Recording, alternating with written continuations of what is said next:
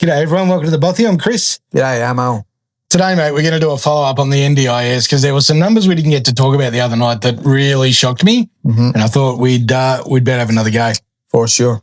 As of December 2025, there are 761,442 active participants in the NDIS across Australia. So this is people that get freebies. Well, they get help, support, assistance, cleaning. And basically, these are the people that a lot of these NDIS take advantage of.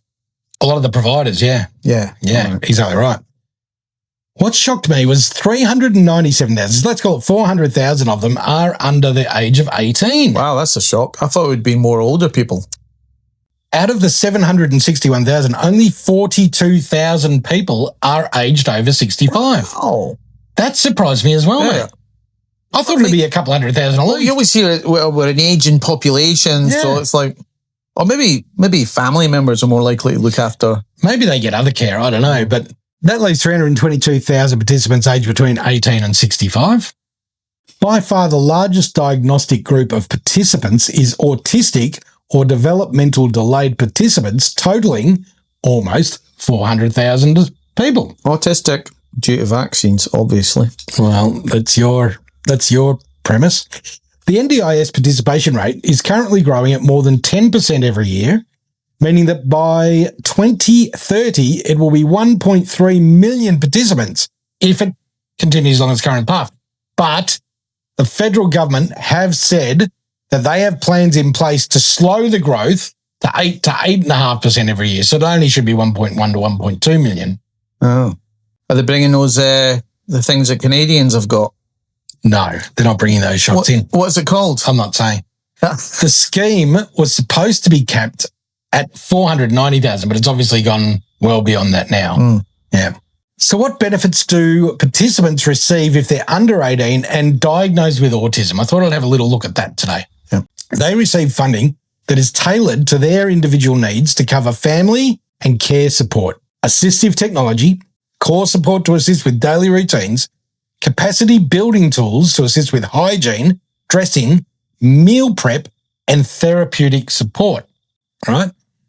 So while funding is different to every individual, the average is for a 0 to 7-year-old, $16,700 per year, and from a 7 to 18-year-old, $32,800 per year for each child.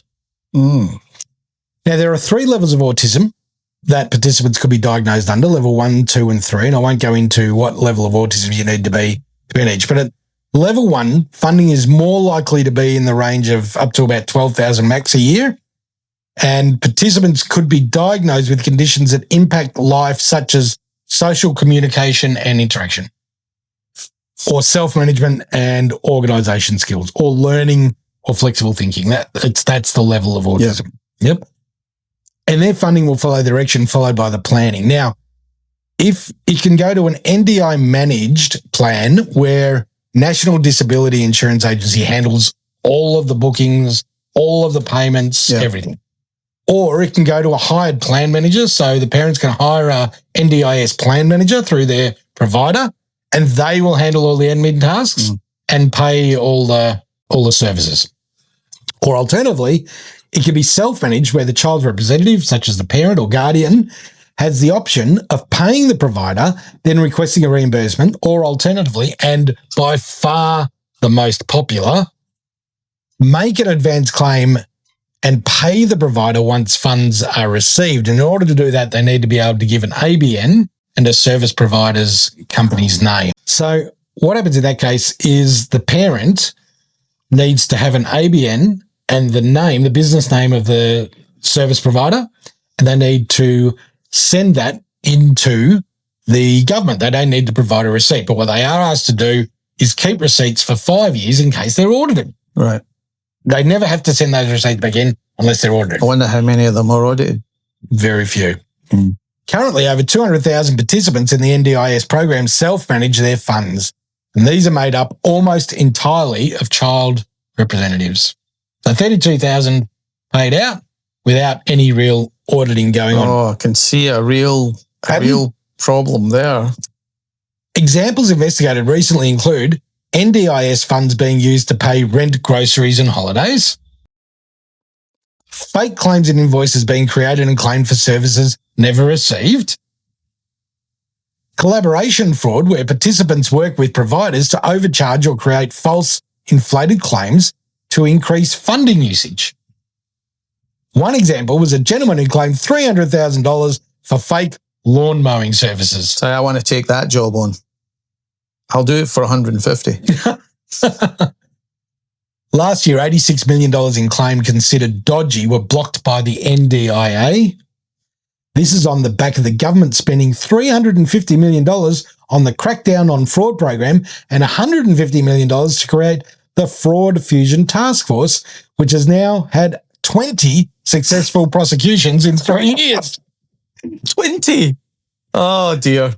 Then there's the $50 million spent on the integrity review workforce that supports staff responsible for prepayment reviews and manual payment reviews. So in total, the government has spent $550 million on hunting fraud. In that time, they've found $86 million in claims blocked and around $10 million in claims prosecuted. $96 million worth of fraud versus $550 million worth of cost. So basically, it looks to me, going by what I see, they say, this is going to be 2 billion, it ends up being 6 to 8 billion.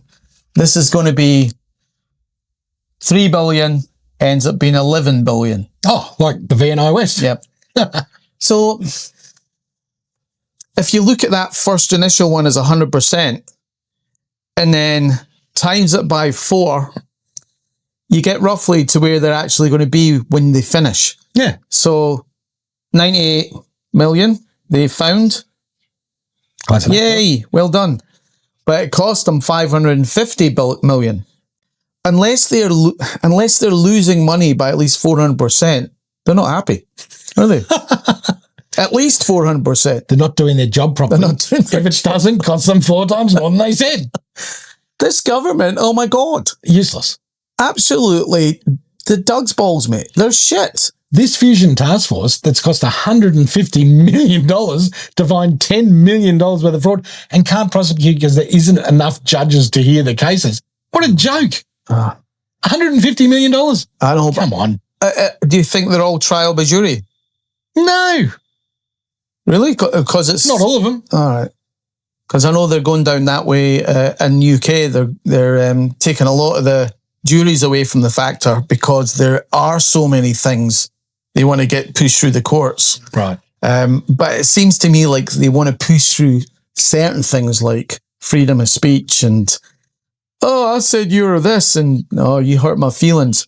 They want to push certain things to like make a stand on things they want to push. Well, we know that if any of that comes to court in Australia, there is no jury.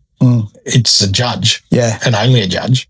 Well, it used to always be, well, I think 90% it was trial by jury in UK. And now they're pushing more just the judge says what it is. But yeah, it's always been trial by jury. It's insane, mate. Yeah. This is just this NDIS needs to be stopped.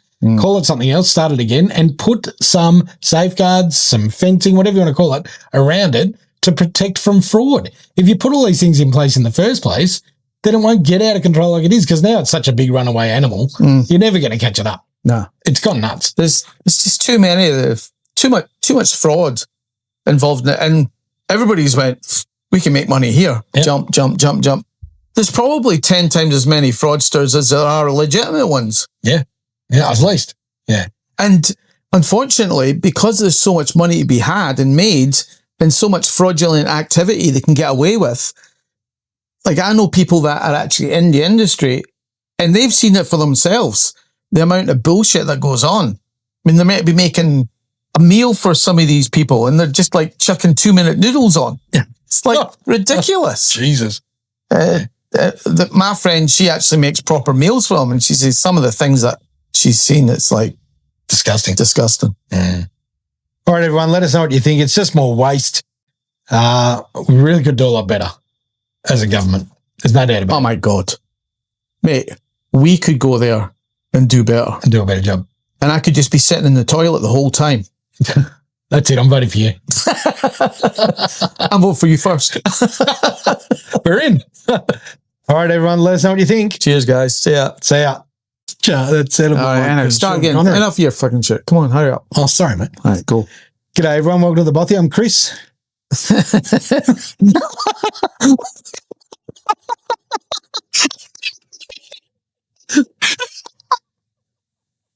That's the last time we're striking a joke before an episode. Oh, no. That came from nowhere. Oh, dear. Where it came from. Wow. All right. Wait.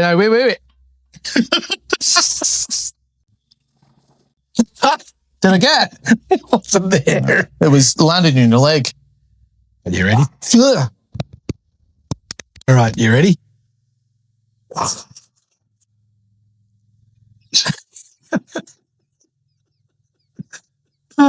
Hey, chihuahua.